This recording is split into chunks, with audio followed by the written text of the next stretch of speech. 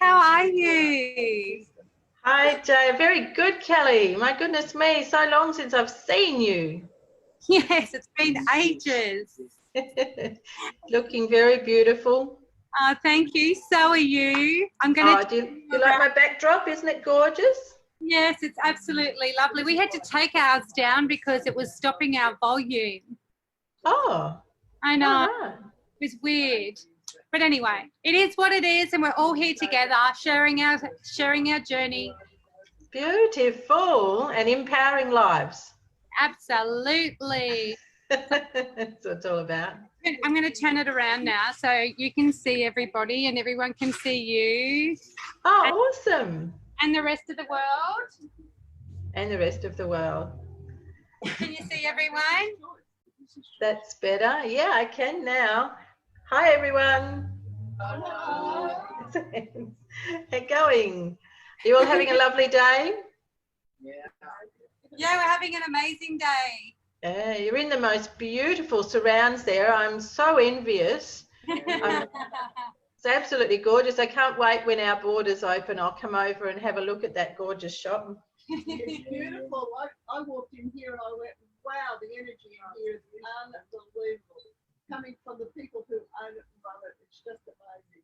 Yeah, I can feel it from here, really. It's really lovely. So I hope everyone's been having a fabulous day with all the great speakers and inspiration for you. And what I wanted to have a chat with you about is to be able to live with a free heart. So we all know there's no free lunches in this life, right? But we can have a free heart.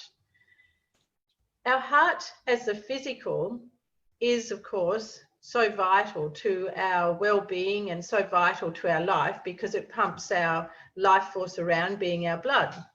But on the emotional level, when our heart is constricted and our heart is caught up in a tremendous amount of emotion, it actually affects the physical heart and it prevents you from being able to be a well-being. So in your heart of hearts is where you have unconditional love, unconditional acceptance. So how many of you in this beautiful audience can say you have unconditional acceptance of everything around you, everything that life offers you? You never have one grumble, nothing's ever a problem. It's a tough thing, it's a tough gig to have unconditional acceptance. Most people find unconditional love a bit of a challenge as well. So having a strong heart, both physically and emotionally, is your foundation to being a well-being. As a former qualified scrub nurse in the theatres, have I got any nurses in the audience by any chance? Not today? Okay, well, as a former scrub nurse in the theatres, we found that in the intensive care unit on the heart ward, over 80% of the people in there were actually small business owners. So how many of you are small business owners? Yeah, up there in that high category of risk. And the reason for it is that as a small business owner, you invest so much of yourself. Am I right? You invest a tremendous amount of yourself into your business. You even pour so much love into your business. But where does that love come back to you when you're working tirelessly to be of service, to help other people, all from your heart? So it was really interesting to find that over 80% of people in the intensive care unit in the heart ward were actually small business owners. The stress that we bring into our heart eventually affects the heart as well as love. So while I was nursing, I was able to experience through caring for others all the things that people take into their heart. And we actually nursed a beautiful couple, an elderly couple, for many years because they were in the permanent care area of the hospital. But then the gentleman died, or passed away, passed to the next world. And his beautiful wife that he'd been married to for ever such a long time, she just could not deal with the fact that he was gone And we watched her just fade away, and she literally died of a broken heart. She was so brokenhearted that he'd gone. So our heart takes a real hammering in our life, and that in turn impacts on everything else. And I'd like to share with you something else that might surprise some of you. Have many of you got pets? Do you have dogs, cats in particular? Next door to me here, I'm in Perth, next door to me, the people had 2 dogs that had grown up together from pups. And one of them, unfortunately, had a rather miserable passing, we'll say. And ever since he's been gone, the little girl dog that's been left, she's gone really grey around her muzzle. Her eyes have got a cloudedness over them, and she doesn't hold her tail up anymore. She's grieving. So, you know, losing love in our life affects not only humans, but it affects animals too, because love is such a powerful emotion, right? Love is everything, and love is the greatest healer. Some would say it's also the most damaging, because when we are spurred in love, or when our love is tossed away and we don't feel good enough anymore, or we don't feel love in our heart anymore, we're like that little puppy dog. We drop our tail down and life doesn't seem to look too good anymore. But the thing is that when you have the unconditional love for yourself, and when you can understand the unconditional acceptance of yourself, your heart is powerfully strong. Now, I like to look at it from the holistic point of view. I'm a holistic intervention practitioner.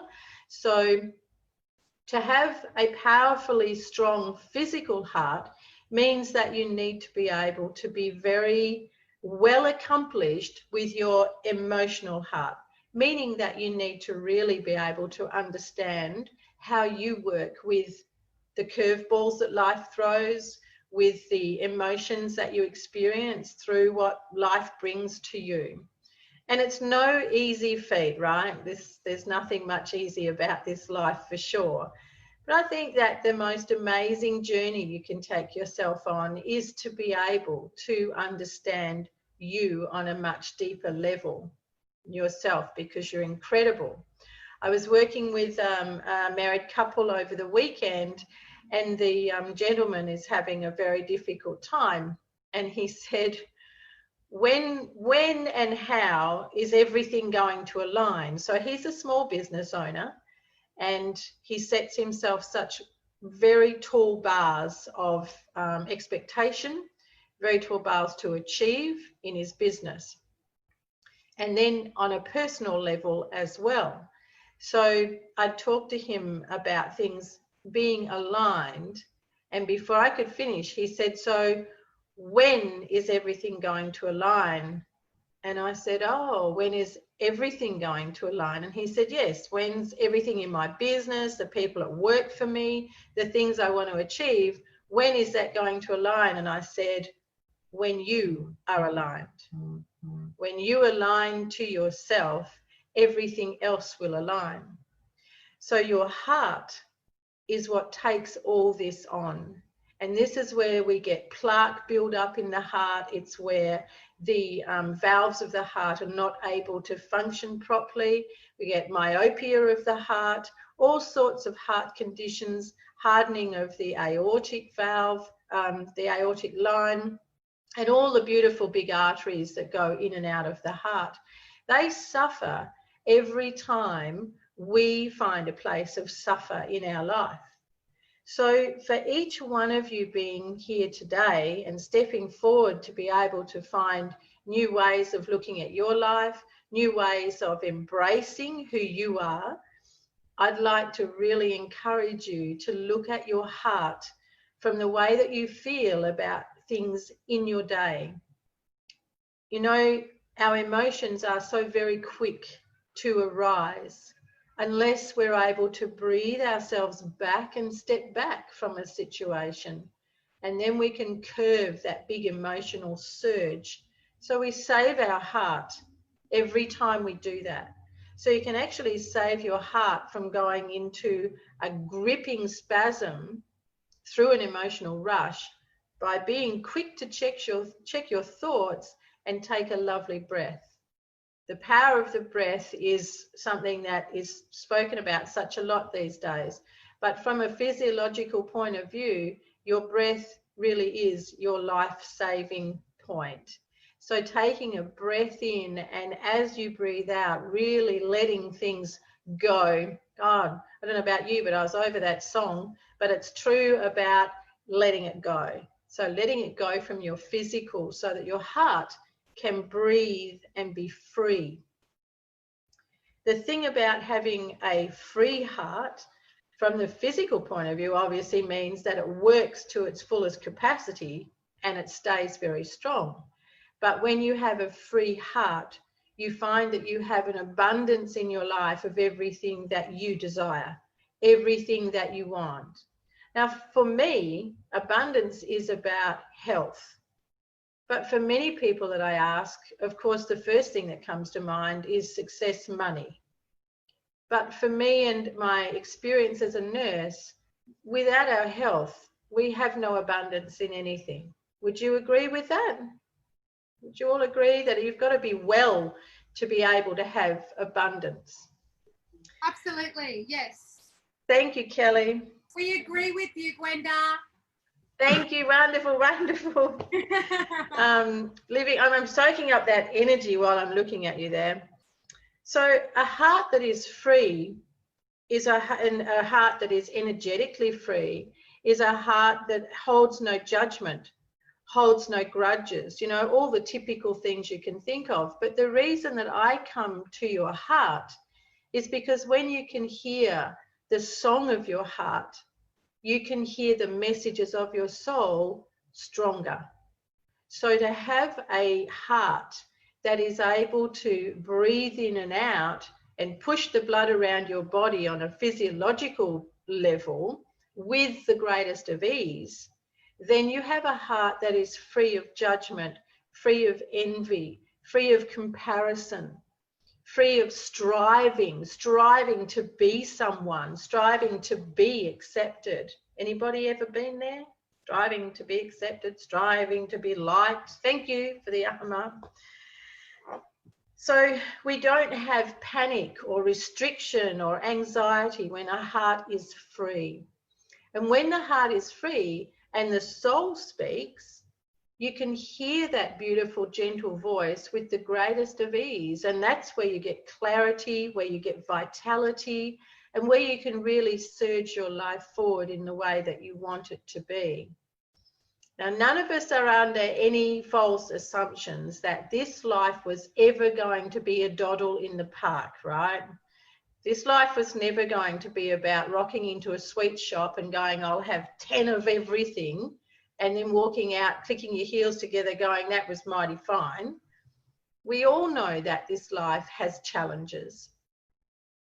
If only when we arrived into the world, we had something tattooed on our butt that said, get ready for this ride and expect to take some curves that are like tighter than a hairpin bend, we might have had an inkling to have known a little bit more about our way of responding to things. We might have had more of an inkling to know that by the time we're 4 and the way that we're responding is not actually who we are, but it's who we have watched others be. But we don't get that. We don't get a lovely scroll that says, this is how you're going to escape all the hurdles and humps in this world. Because you came here after all for the experience. So you've got to lock yourself in tight, hold on tight, and ride that roller coaster, but ride it with joy, love, harmony at the top of your list, and most of all, fun. The best thing that the heart responds to is fun. So being able to laugh at yourself, being able to sing in the shower and think you sound better than Freddie Mercury. These are things, these are things that will really rock your heart and make your heart free, and it frees you to hear the guidance from your deeper self, from your higher self.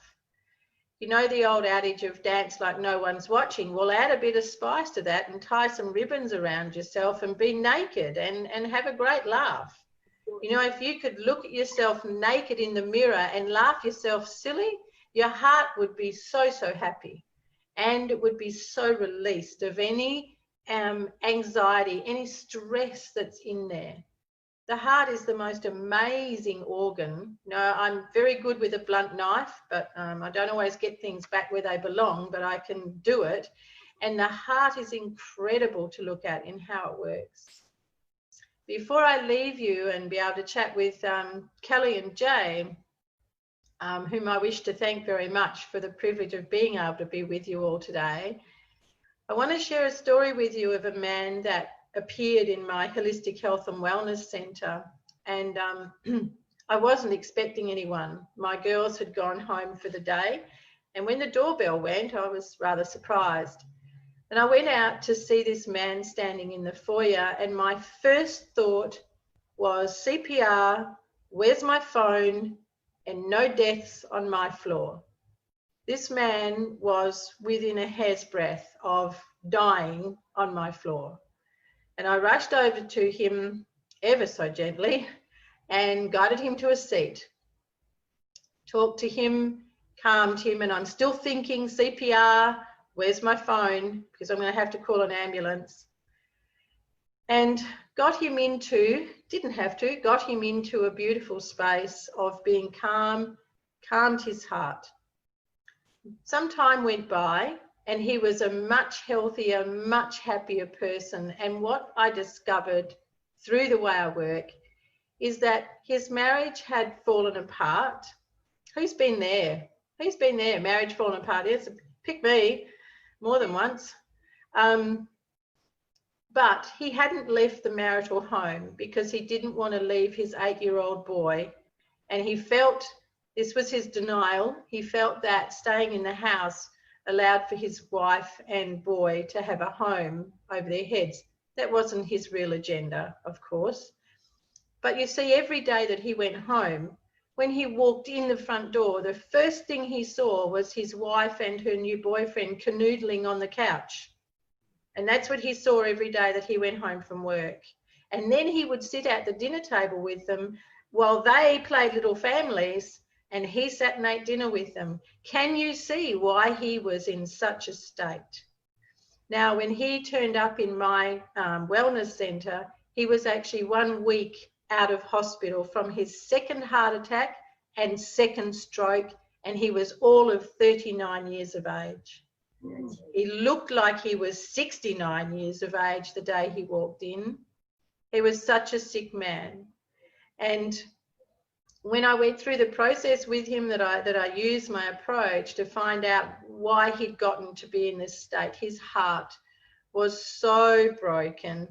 His soul was so depleted. And then when he come to find that and discover that, and we took the steps to help him go forward, he was amazed at what had happened in himself just through that life situation and the way that he'd taken on board his heartache. So really think about, thank you, really think about how you take emotions on and how you work with them. So thank you for being here with me today. Thank you, Kelly and Jay, for the opportunity. You are more than welcome, Gwenda. Thank you.